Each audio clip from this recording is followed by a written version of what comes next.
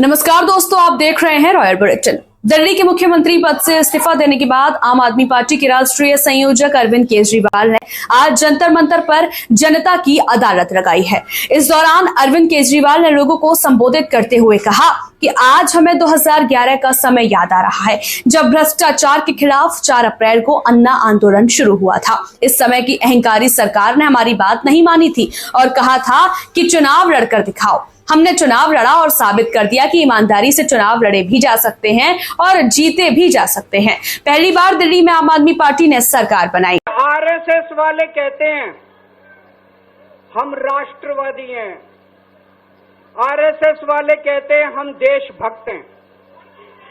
आज मैं पूरे सम्मान के साथ आरएसएस के प्रमुख हैं श्री मोहन भागवत जी, मैं पूरे सम्मान के साथ मोहन भागवत जी से 5 प्रश्न पूछना चाहता हूं और आपका समर्थन चाहता हूं। अगर मैं कोई गलत प्रश्न पूछूं तो बता देना और सही प्रश्न पूछूं तो मैं आपसे हाथ खड़ा करवा के पूछूंगा। मेरा पहला प्रश्न है मोहन भागवत जी से, जिस तरह मोदी जी देश भर में लालच देके या ईडी और सीबीआई की धमकी देके डरा के दूसरी पार्टी के नेताओं को तोड़ रहे हैं, पार्टियां तोड़ रहे हैं, सरकारें गिरा रहे हैं, क्या ये देश के लिए सही है? मैं मोहन भागवत जी से पूछना चाहता हूं, क्या आप नहीं मानते कि ये भारतीय जनतंत्र के लिए हानिकारक है? पूछना चाहिए कि नहीं पूछना चाहिए मोहन भागवत जी? मेरा दूसरा प्रश्न है उनसे, देश भर में सबसे भ्रष्टाचारी नेताओं को मोदी जी ने अपनी पार्टी में शामिल करवा लिया। जिन नेताओं को कुछ दिन पहले मोदी जी ने खुद सबसे भ्रष्टाचारी बोला, जिन नेताओं को अमित शाह जी ने खुद भ्रष्टाचारी बोला, कुछ दिन के बाद उनको बीजेपी में शामिल करा लिया। मैं मोहन भागवत जी से पूछना चाहता हूं, क्या इस प्रकार की राजनीति से आप सहमत हो? क्या आपने कभी ऐसी बीजेपी की कल्पना की थी? पूछना चाहिए कि नहीं पूछना चाहिए मोहन भागवत जी से? मेरा तीसरा प्रश्न है मोहन भागवत जी से, बीजेपी आरएसएस की कोख से पैदा हुई है कि नहीं है? कहा जाता है ये देखना आरएसएस की जिम्मेदारी है कि बीजेपी पथभ्रष्ट ना हो। मैं मोहन भागवत जी से पूछना चाहता हूं, क्या आप आज की बीजेपी के इन कदमों से सहमत हैं? क्या आपने कभी मोदी जी से ये सब ना करने के लिए बोला? मोहन भागवत जी बताएं कि क्या आपने मोदी जी को ये सब गलत हरकतें करने से रोका कभी? पूछना चाहिए नहीं पूछना चाहिए? मेरा चौथा प्रश्न है मोहन भागवत जी से, जेपी नड्डा जी ने लोकसभा चुनाव के दौरान उन्होंने कहा कि बीजेपी को अब आरएसएस की जरूरत नहीं है।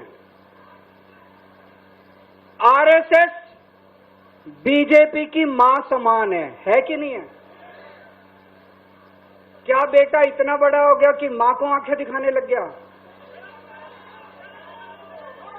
क्या बेटा इतना बड़ा हो गया कि आज मां को आंखें दिखाने लग गया?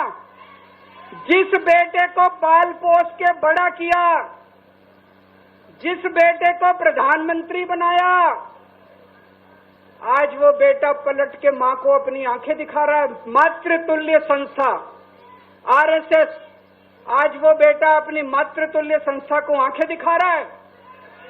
मैं मोहन भागवत जी से पूछना चाहता हूं, जब नड्डा जी ने ये कहा तो आपके दिल पे क्या गुजरी, आप जरा बताइए इस देश को। क्या आपको दुख नहीं हुआ? मैं आरएसएस के हर कार्यकर्ता से पूछना चाहता हूं, जब नड्डा जी ने कहा कि हमें आरएसएस की जरूरत नहीं है, क्या आरएसएस के हर कार्यकर्ता को दुख नहीं हुआ? मेरा 5वां प्रश्न मोहन भागवत जी से मैं कहना चाहता हूं, आप ही लोगों ने मिलकर कानून बनाया था कि 75 साल के होने पे कोई भी व्यक्ति रिटायर होगा। इस कानून के तहत आडवाणी जी को रिटायर कर दिया, मुरली मनोहर जी जैसे बड़े बड़े नेताओं को रिटायर कर दिया, बीसी खंडूरी जी को रिटायर कर दिया, कलराज मिश्र को रिटायर कर दिया, शांता कुमार को और पता नहीं कितने लोगों को रिटायर कर दिया। अब अमित शाह जी कह रहे हैं कि ये नियम मोदी जी पे लागू नहीं होगा। तो मैं मोहन भागवत जी से पूछना चाहता हूं, क्या आप इससे सहमत हो कि जो नियम आडवाणी जी पे लागू हुआ वो मोदी जी पे लागू नहीं होना चाहिए? बता दें, आपके जानकार कहते हैं कि दिल्ली में चलने वाले हर अभियान का केंद्र बिंदु अरविंद केजरीवाल ही रहेंगे। पार्टी जिस तरह से रणनीति तैयार कर रही है उसमें इसी पर ध्यान दिया जा रहा है कि किस तरह केजरीवाल प्रत्येक विधानसभा में पहुंच सके और अपनी बात जनता के सामने रख सके। ये वीडियो आपको कैसी लगी कमेंट कर जरूर बताएं और रॉयल बुलेटिन यूट्यूब चैनल को सब्सक्राइब करना ना भूलें।